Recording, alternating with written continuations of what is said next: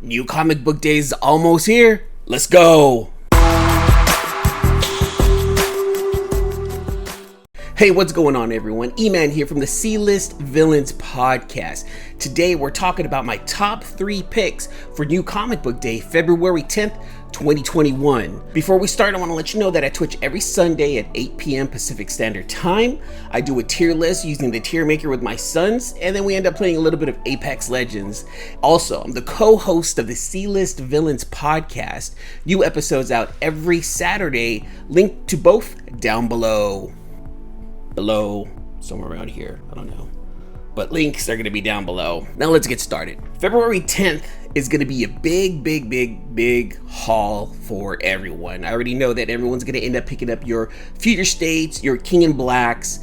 Honestly, some of the King of Black stuff is good. Future State stuff, some of it is okay.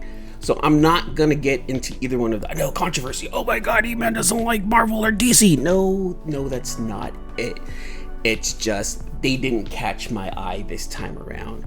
There are 3 books that really did catch my eye, and those are the 3 books I want to talk to you about. Number 3 goes to Erratic. Number 3, holy crap, I didn't even know that it was going to work out like that.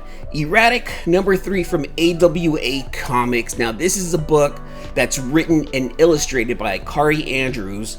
Now, this is a story about 15-year-old Oliver Lee. Yes, I'm reading. It's right here. I'm not even going to lie. I'm not memorizing this stuff. I'm reading. Now, this is a book about 15-year-old Oliver Lee who just moved into a new town. Mom's having a hard time finding a job. Big bro's the big new jock in town. And, he's just this nerdy kid just trying to fit in. Girl discovers this. He's trying to care about his little, high school life. She takes a little liking to him, However, Oliver's got something special going on, right? So throughout the first issue, he's kind of living life and just trying to figure out how to live in this new town, getting bullied by all the bullies, trying to fit in where he can fit in. For some weird reason, we don't know why, monsters are showing up to this town. Who's going to defend the town? Well, Oliver can. Why? Because for only 10 minutes a day, 10. I don't understand why only 10, but 10 minutes a day, Oliver has the ability and the power to become one of the most powerful superhumans this side of the tracks, I guess. Oliver ends up fighting a monster. He ends up exposing himself. Wait, hold on, not exposing himself. Wrong choice of words. He ends up giving up his secret identity. There you go. That's how it works. He gives up his secret identity. He ends up getting filmed. One of the girls at school is trying to upload the video, finds out that it didn't upload right. She's flipping out, like, I saw everything happen. Why isn't it online? What did you do, Oliver? What's going on with these superhuman powers? I'm gonna find you out. Bah! Oliver's just trying to live, man. He just wants to live in this town, but he also understands that he's the only one that can prevent some of these monsters from coming through. Issue 1 and Issue 2, we get to know him a little bit more, but now in Issue 3, I think we're going to find out a little bit more about his superpower and what these monsters are all about. I'm kind of excited. It's very Spider-Man-ish. Let's be perfectly honest. It is very Spider-Man-ish, but it's fun. It sounds like a fun ride, and I'm actually in for it. So, indie comic, AWA, Erratic number 3, the design of his character when he's got his costume on is actually pretty dope. So I'm all for it. Look, I'm not gonna lie, certain things are just pretty and it just catches my eye. And squirrel! That's how it works sometimes. So I'm gonna go ahead and continue on with Erratic number 3 from AWA. Number 2 goes to Image Comics, Homesick Pilots number 3. Now, I really dug the first 2 issues. 90s high school punk band, kids, haunted house. I mean, it's got it all there. It's got the makings of like the Craft meets The Shining meets just supernatural stuff. I dig it. I'm in for it. Sometimes you're just in for a silly ride, and it's fun. So with this one right here, we have the lead singer of this high school band named the Homesick Pilots. Her name is Ami.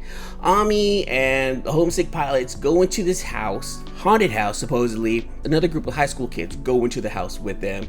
Little funk starts like, hey, we found it first, brr, hey, it's me versus you, But the house is haunted. There's something strange going on with the house. The house goes by the name of the Old James House. Now, I don't know why it's called the Old James House yet, or they probably did mention it, just didn't really pay attention to the reading. But the Old James House is haunted. There's something going on in here. Ami ends up disappearing. We don't know why. you come to find out that Ami's got some kind of special powers, and it's more along the lines of her being able to see ghosts and guide them away from certain things. So we find out what her special powers are in number 2.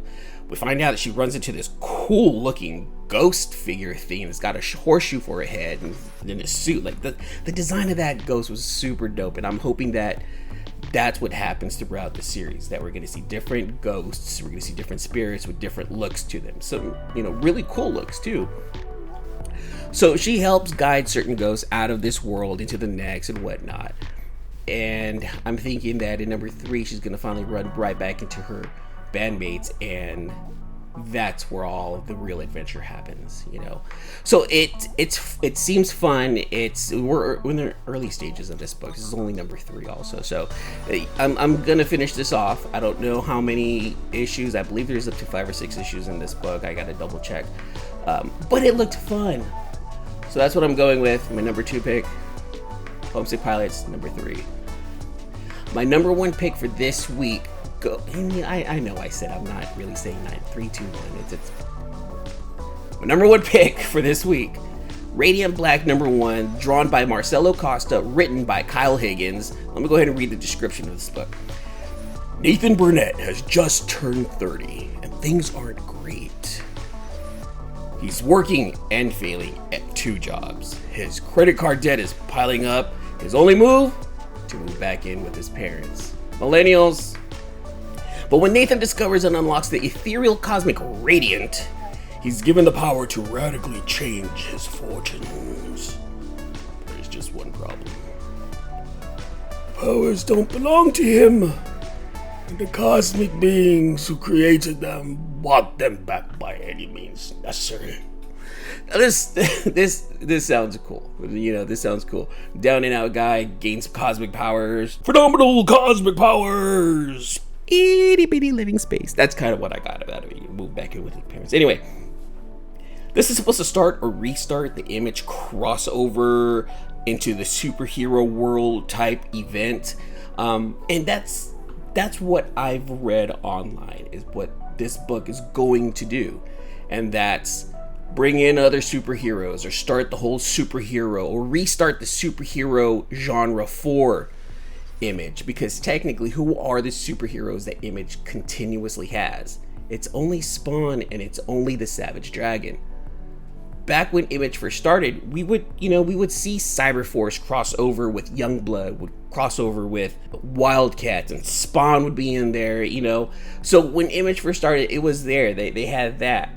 So this year, almost 30 years later, they're redoing that. They're going to be creating more superheroes, and we're probably going to be seeing them in each other's world.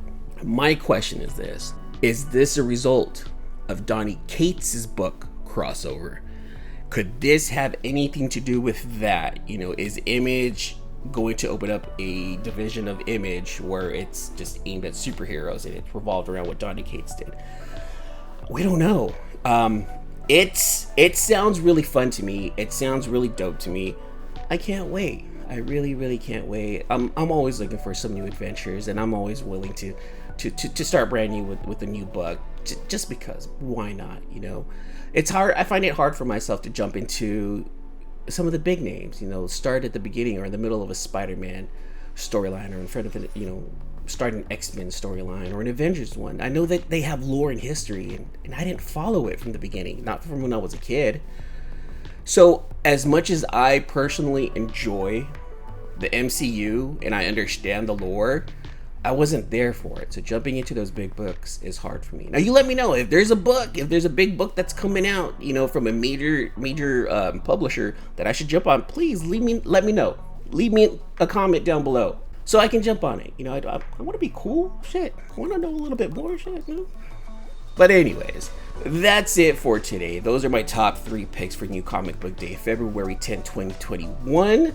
We're going with Radiant Black, Homesick Pilots, and Erratic number 3. Those are the ones that we're going to go with.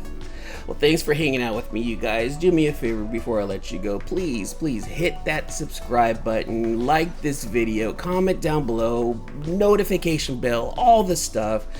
I'm starting this. This is brand new to me, so I want to keep this going. I want you to let me know what you guys think, all right? Until the next issue, deuces.